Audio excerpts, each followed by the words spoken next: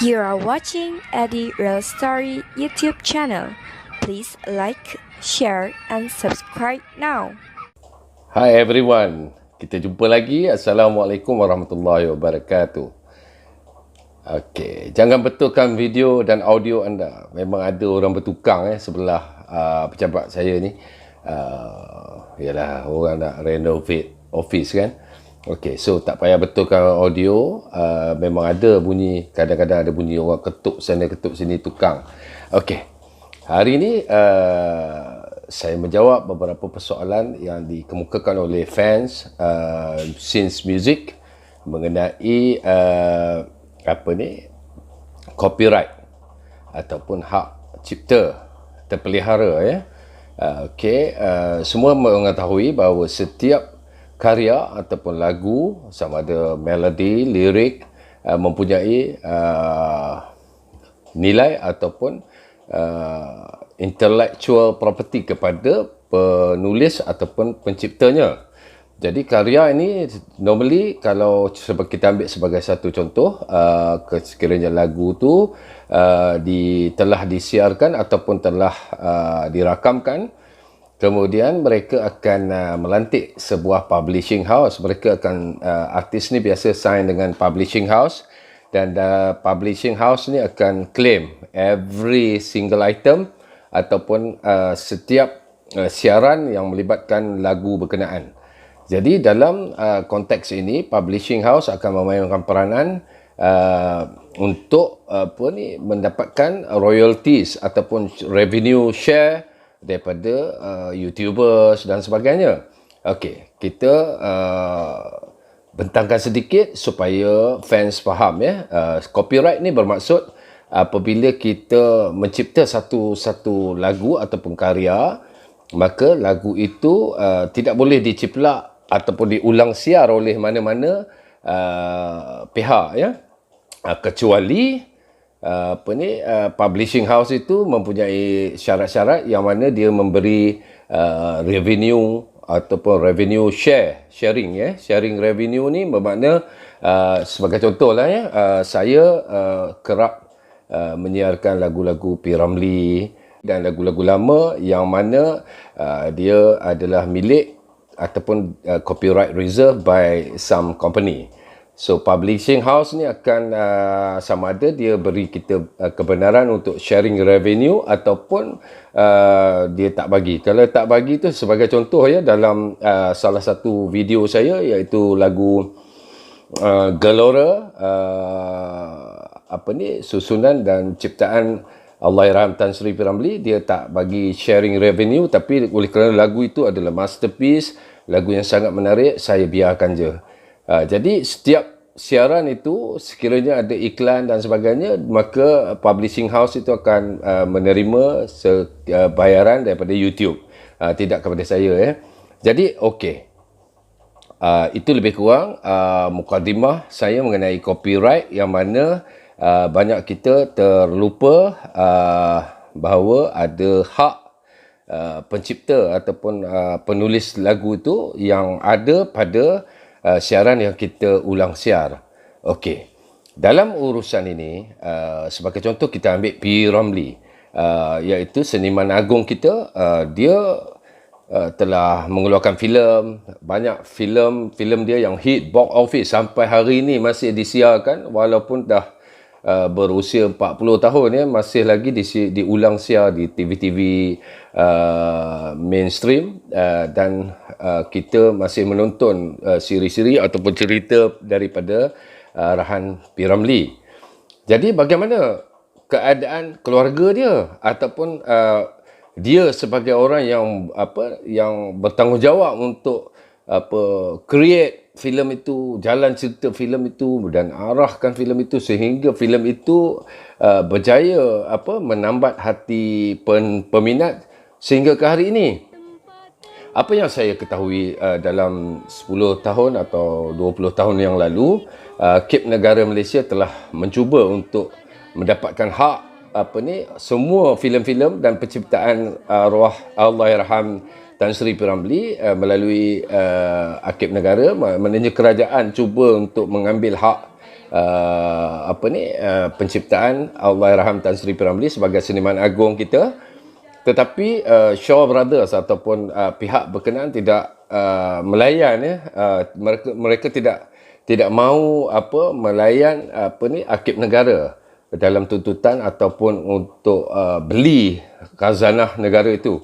Jadi akhirnya hak milik ini masih dipegang oleh mereka, dan apa yang kita sedih adalah setiap kali filmnya disiarkan di TV dan sebagainya, saya dengar ada certain amount bayaran yang dibayar kepada pihak pemilik ataupun copyright reserve yang berkenaan. Tetapi adakah dia memberi manfaat kepada keluarga Allahyarham Tan Sri P. Ramlee? Kita lihat, ya, kita bukan nak ni kan, tetapi apa yang kita lihat, keluarganya tidak menerima apa-apa manfaat, termasuk dengan EMI. Lagu-lagu P. Ramlee banyak yang dikeluarkan oleh EMI sekarang dah tutup. Kalau tak silap saya dah jadi UMP. Dan bagaimana dengan royalties kepada keluarga Allahyarham Tan Sri P. Ramlee? Adakah mereka bayar?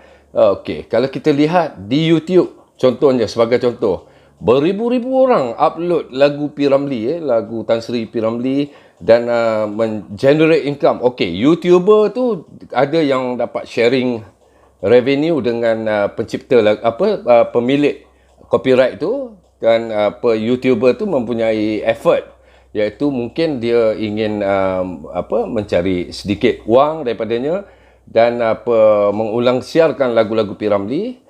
Tetapi dia terpaksa create satu video dan edit, melakukan kerja-kerja. Okey, YouTuber itu dapat half from revenue daripada iklan-iklan yang setelah dia menyiarkan, ulang siar lagu-lagu P. Ramlee. Bagaimana dengan copyright reserve ataupun syarikat yang memegang copyright itu? Mereka memegang copyright itu, bermakna setiap YouTuber, kalau kata ada 1000 YouTuber menaik atau mengulang siar lagu P. Ramlee, sebagai contoh Gelora, sudah tentulah 1000 orang ni, masing-masing individu YouTuber tu mendapat sedikit bahagian saja kerana effort mereka untuk mengulang siar lagu-lagu yang mempunyai nilai seni yang amat tinggi. Tetapi di pihak copyright reserve, mereka mendapat satu kuantiti, iaitu daripada 1000 YouTuber yang mengulang siar ini, mereka mendapat bayaran-bayaran tertentu daripada semua YouTuber ni. Dan ke manakah wang itu? Adakah mereka menyalurkan kepada orang yang berkenaan? Sebagai contoh, Allahyarham Tan Sri P. Ramlee, adakah mereka menyalurkan kepada keluarga mereka? Ini menjadi satu tanda tanya. Okey, kalau kita bawa konteks hari ini, kita tengok bagaimana kumpulan-kumpulan muzik sekarang, lagu-lagu mereka hit, top hits. Dan ada yang kita lihat sampai 2-3 juta tontonan dengan iklan dan sebagainya yang diulang siar oleh YouTuber, dan copyright reserve itu mendapat juga bayaran-bayaran tertentu daripada YouTuber. Daripada YouTube. Jadi ke manakah wang ini? Adakah ia disalurkan kembali kepada orang yang mencipta lagu ataupun orang-orang yang terbabit dalam pembikinan karya itu, termasuk penyanyi, bassist, drama dan sebagainya, musician lah? Adakah mereka mendapat imbuhan ataupun mendapat sesuatu daripada ulang siar tadi? Jadi ini adalah sesuatu manipulasi yang kita tidak dapat jawab kerana jumlah bayaran daripada YouTube kepada copyright owner tidak dinyatakan. Ia adalah privacy, bermakna hanya mereka yang tahu. Dan ini menyebabkan ramai artis kita, walaupun lagu meletup-letup di YouTube dan sebagainya, berjuta-juta orang melihatnya, tapi mereka tak dapat imbuhan yang setimpal dengan apa yang berlaku. Jadi ini antara perkara-perkara yang saya katakan mengenai copyright. Ini adalah merupakan satu cetak rompak alaf baru. Kalau dulu mereka mencetak CD-CD, kaset berlebihan, dengan apabila dinyatakan okey, jualan album ni adalah 1 juta contohnya, sebenarnya mereka menjual 2 juta, mungkin 3 juta, yang mana artis tidak dapat melakukan semakan atau check and balance mengenai audit ataupun berapa banyak CD yang laris. Jadi ini perkara-perkara yang telah berlaku dulu. Kalau dulu dalam bentuk lain cetak rompaknya, tapi hari ini cetak rompaknya berlaku dalam bentuk copyright. Si ulang siar yang kita buat di dalam YouTube, dan kemudian mereka mendapat imbuhan itu dan mereka diam, keep to themselves. Ini ada syarikat-syarikat yang bayar, tapi kita tak nampak apa-apa kerana saya pernah berbual dengan Mael contohnya. Mael Ekspedisi. Ya? Saya tanya dia, adakah kamu dapat wang daripada ulang siar lagu-lagu kamu di YouTube dan sebagainya, yang mana mereka generate income yang banyak daripada iklan, ya. Dia kata haram, 1 sen pun tak ada. So ini antara contoh lah, ya. Saya berbual dengan Mael Ekspedisi, dia kata tak ada. So kalau kita tanya Izzo orang yang banyak mencipta lagu untuk Ekspedisi, adakah dia menerima apa-apa bayaran apabila orang mengulang siar lagu dia di YouTube dan sebagainya? Beribu-ribu orang upload, ya. Jadi kemanakah wang iklan ini disalurkan kepada copyright reserve? Contoh kalau Izzo publishing house. Jadi ke manakah wang ini? Jadi ini adalah merupakan satu tanda tanya dan menyebabkan ramai karyawan, artis-artis yang masih hidup dalam keadaan tidak senang walhal lagu mereka meletup-letup di YouTube dan sebagainya, media-media sosial. Ini yang berlaku pada hari ini. Jadi ini adalah merupakan cetak rompak alaf baru sebagaimana yang saya sebutkan tadi. Jadi untuk mengatasi ini, kita kena sama-sama berfikir, artis kena sama-sama berfikir macam mana kita nak dapatkan balik hak kita. Okey? Kita asyik bertelaga sesama kita. Orang ni tak setuju dengan orang tu tak setuju dengan orang ni. Sampai hak kita pun tak ada siapa yang memperjuangkannya. Jadi ini memerlukan coalition, ya, ataupun kita kena bersatu, bergabung tenaga untuk meminta balik hak-hak kita yang telah sekian lama tidak disampaikan kepada kita.